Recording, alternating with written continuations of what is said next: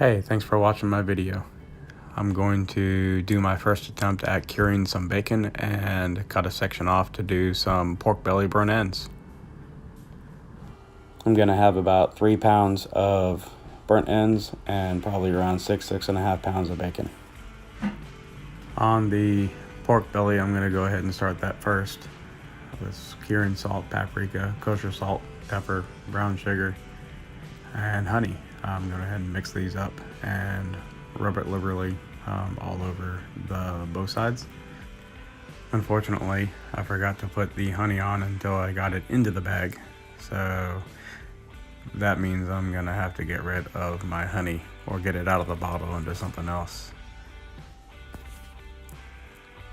I just seal it up, make sure I rub it around pretty good, and set it in the fridge, and it's going to stay there for about 6 to 9 days. I think in this case it was 9 days.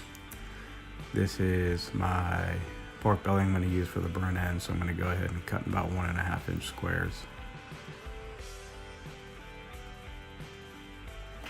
Now that they're all cut up, you're going to go and throw them into a pan. I've got some barbecue rub, just some generic stuff that I made up, nothing special.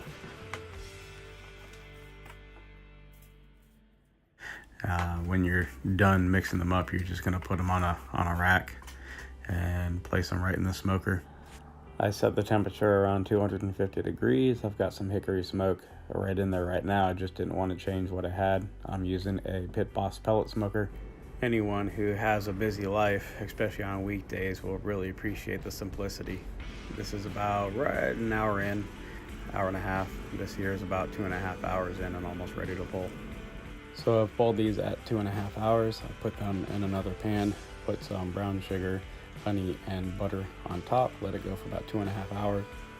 Transfer to a new pan and put some glaze on top, put it in for about 10 to 15 minutes and pull it, let it rest, and now you're done. Now it's time for the bacon.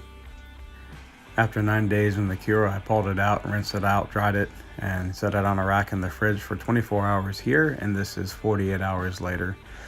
Then I went ahead and put it on the smoker, 195 degrees for about 2.5 hours until it hit 155 degrees internal temperature. Here you see it resting after pulling it out of the smoker. It's been sitting here for about 15 minutes. Once it cools down to room temperature, we're going to refrigerate it overnight and slice it into bacon.